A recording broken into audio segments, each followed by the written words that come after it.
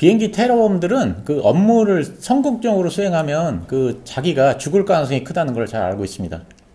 비록 그 극악무도한 범죄자들이지만 이들도 사람이기 때문에 자신이 죽고 나면 남겨진 가족들에 대한 그 애틋한 마음이 있을 것입니다. 보통 가장들은 자신이 죽으면 남겨진 유족들을 생각해서 유산도 물려주고 보험금을 남겨주기도 합니다. 그럼 이런 그 비행기 테러범들은 그 자신이 죽으면서 가족들한테 무엇을 남길까요? 비행기 납치에 직접 가담한 그런 범죄자들은 언제 어떤 비행기에 공격이 있을 것이라는 정보를 당연히 알고 있고 아마 그들의 가족도 알고 있을 것입니다.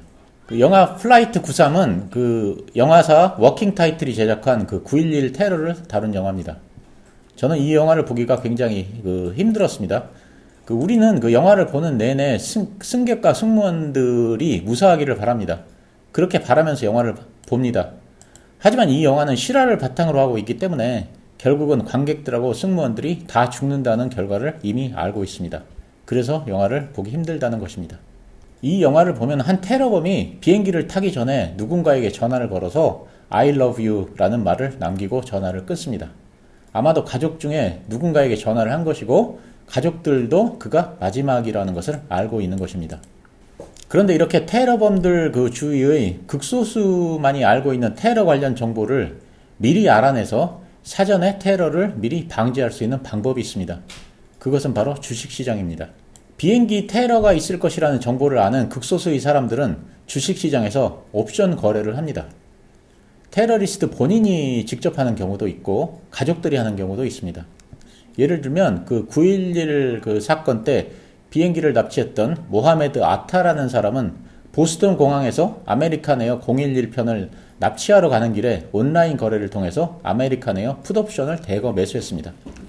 풋옵션은 주가가 떨어지면 돈을 벌게 되어 있는 상품입니다. 사람들은 괜히 그러다가 극비 정보가 누설되면 큰일일 텐데 돈 좀 벌겠다고 그런 리스크를 걸까? 이렇게 의아해할 수도 있겠지만 인간의 본성은 확실히 돈이 되는 것이 앞에 있으면 욕심을 떨쳐버리기가 어렵습니다. 이런 극악무도한 범죄자라고 해서 다르지 않습니다. 이러한 그들의 욕심이 테러의 혐의를 사전에 발견할 수 있는 단초를 제공해 줍니다. 9.11 테러의 핵심 우두머리들은 2001년 9월 11일에 테러 공격이 있을 것이라는 정보를 9월 5일에 전달받았다고 합니다. 그러면 9월 11일이 되기 전에 주식시장이 4번 더 열립니다. 그러니까 이런 핵심 우두머리들과 테러범 그리고 그들의 가족 중 일부는 이러한 정보를 미리 알았을 것입니다. 주가가 떨어진다 오른다의 베팅 비율은 통상 1대1입니다. 그런데 2001년 9월 6일과 7일 유나이티드 항공의 주가가 떨어진다 오른다의 옵션 베팅 비율은 12대1로 치솟았다고 합니다. 그런데 테러 다음날 유나이티드 항공 주가는 43%가 하락했고 아메리칸 항공의 주가는 40%가 하락했으니까 하락에 옵션 베팅을 한 투자자들은 큰 돈을 챙긴 것입니다. 물론 9.11 사건 이후 주식시장이 폐쇄되는 바람에 테러 관련자들은 돈을 찾지는 못했습니다. 참고적으로 말씀드리자면 유나이티드 항공과 아메리칸 항공이 공격의 대상이었습니다. 하지만 공격의 대상이 아닌 다른 항공사들의 주가는 이렇게 심각하게 하락하지는 않았습니다. 9월 11일 이전 나흘 동안 아메리칸 에어와 유나이티드 에어의 주가가 하락할 것에 일방적으로 높은 비율의 베팅이 이루어지자 경험이 많은 주식 관계자들은 이것이 무엇을 의미하는지를 금방 알아챘습니다. 그러니까 악재를 미리 알고 있는 내부 사람들이 거래를 했다는 것입니다. 과거의 내부자 거래 사건을 보면 내부자 거래 수단으로 옵션이 많이 사용되었습니다. 그 이유는 간단합니다. 같은 돈을 걸었을 때 옵션이 주식 거래보다 레버리지 효과가 훨씬 크기 때문입니다. 미국 일리노이 대학의 앨런 M. 포트시먼 교수는 테러범의 내부자 거래가 9.11과 얼마나 연관이 있는지를 밝히는 연구를 수행했습니다. 데이터를 0.0에서 1.0까지 배열했습니다. 0.0은 풋옵션 거래가 극도로 비활성화된 경우이고 1.0은 극도로 활성화된 경우입니다. 그 결과 테러 발생 바로 전까지 거래가 가능했던 유나이티드 에어나 아메리칸 에어의 최대 수치는 0.99였고 나흘 전체의 수치는 0.96이었습니다.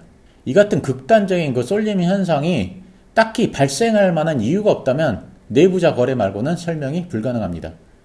쏠림 현상이 일어나는 과정은 다음과 같습니다.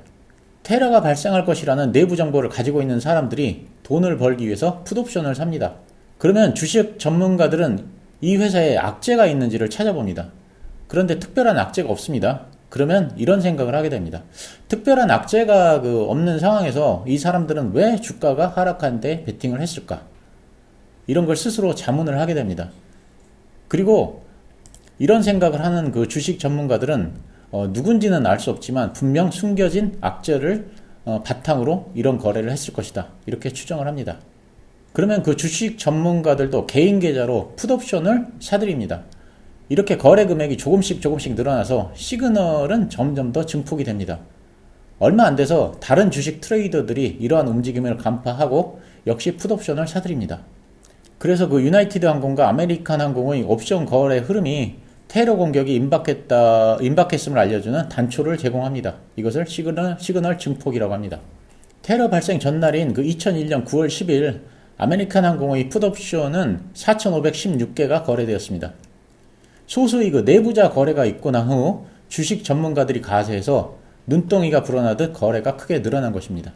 그래서 그 주식의 옵션 거래를 추적해서 비행기 테러를 사전에 감지할 수 있는 시스템을 미국 CIA가 개발하게 되었습니다. 이 프로젝트 개발에는 주식거래사 관계자, 헤지펀드 매니저, 노벨상 수상자, 증권회사 지점장, 시스템 애널리스트, 기술자 등 200여 명의 전문가들이 참여를 했습니다. 이 시스템은 2006년 초에 완성이 되었고 시범적인 운영을 시작했습니다. 그런데 그해 8월 7일에 아메리칸 항공에 이상 신호가 들어오기 시작했습니다. 그 당시 뉴스를 찾아보면 아메리칸 항공 관련 특별한 악재가 없었습니다. 이걸로 미뤄봐서 오직 내부자만 아는 그 숨겨진 그 미공개 정보를 바탕으로 옵션 거래를 한 그 내부자가 있음이 분명해졌습니다. 즉 내부자 거래가 발단이 된 것입니다. 후에 알려진 바로는 런던에 거주하는 테러 집단 중 한 명이 아메리칸 에어 옵션을 대량으로 거래하자 거래량이 비정상적으로 늘어나면서 이상 신호가 들어온 것입니다. 영국 경찰은 그 다른 단서를 근거로 이들을 런던에서 체포해서 다행히 비행기 납치로까지는 연결되진 않았는데 어쨌든 이러한 그 예측 시스템의 유용성을 확인하는 계기가 되었습니다. 그 미래의 국가 간 그 전쟁은 무기로 하지 않을 것입니다. 물론 러시아가 우크라이나를 침공한 것과 같은 전쟁이 있긴 하지만 이런 전쟁보다는 주식, 채권, 환율, 파생상품 등 금융을 이용한 공격이 더 파괴력이 클 수 있습니다. 제가 얼마 전 영상에서 그 미국이 워렌 버핏을 이용해서 중국에서 일본으로 자금을 이동시키면서 중국이 큰 어려움에 봉착했다는 말씀을 드렸습니다. 물론 사실이라기보다는 저희 상상력에 기반한 스토리입니다. 어쨌든 이런 것이 경제전쟁의 한 예입니다. 어쨌든 그 항공기 테러뿐 아니라 금융에 대한 공격을 사전에 파악할 수 있는 그 시스템이 개발되면 이것이 곧 국방과도 연결된다고 할 수 있습니다. 예를 들어 헤지펀드에 의한 그 원화 공격을 미리 알았더라면 1998년 IMF 위기 때 우리나라도 피해를 훨씬 줄일 수 있었을 것입니다. 그리고 그 옵션이라는 그 말이 나오는데 이 개념이 생소하신 분들을 위해 옵션에 대해서 아주 간단히 말씀을 드리겠습니다. 옵션에는 그 풋옵션과 콜옵션이 있습니다. 여기 나오는 풋옵션은 일정 금액에 팔 수 있는 권리이고 콜옵션은 일정 금액에 살 수 있는 권리입니다. 콜옵션을 가장 잘 이해할 수 있는 것은 그 벤처 회사에서 자주 사용하는 스톡옵션입니다. 스톡옵션은 주식을 얼마에 살 수 있는 권리입니다. 예를 들면 그 삼성전자에서 스톡옵션을 받았다고 하면 삼성전자 주식을 정해진 금액에 살 수 있는 권리를 말합니다. 만약에 스톡옵션으로 삼성전자 주식을 1000주를 받았고 행사 가격이 5만원이고 현재 주가가 10만원이라면 5만원에 1000주를 받아서 곧바로 10만원에 팔면 되므로 5천만원의 이익이 발생됩니다. 콜옵션의 반대는 풋옵션으로 일정 금액에 팔 수 있는 권리입니다. 만약 A 회사의 주가가 10만원인데 어떤 악재 때문에 5만원으로 떨어진다면 풋옵션을 구매한 사람은 주식시장에서 A 회사의 주식을 5만원에 사서 10만원에 팔면 되기 때문에 큰 이익이 생깁니다. 사람은 누구나 돈에 민감합니다. 그렇기 때문에 돈이 걸려있는 문제가 되면 앞뒤 가리지 않고 무리한 행동을 하게 되는 경우가 많습니다. 오늘은 주식시장을 이용해서 그 범죄를 가려내는 그러한 사례에 대해서 말씀을 드렸습니다. 그리고 향후에는 그 금융을 이용한 국가 간 그 전쟁이 치열해질 수가 있습니다. 이에 대한 대비도 필요하다고 생각합니다. 오늘은 그 제임스 리카지의 책을 읽다가 재미있는 내용이 있어서 소개를 드렸습니다. 감사합니다.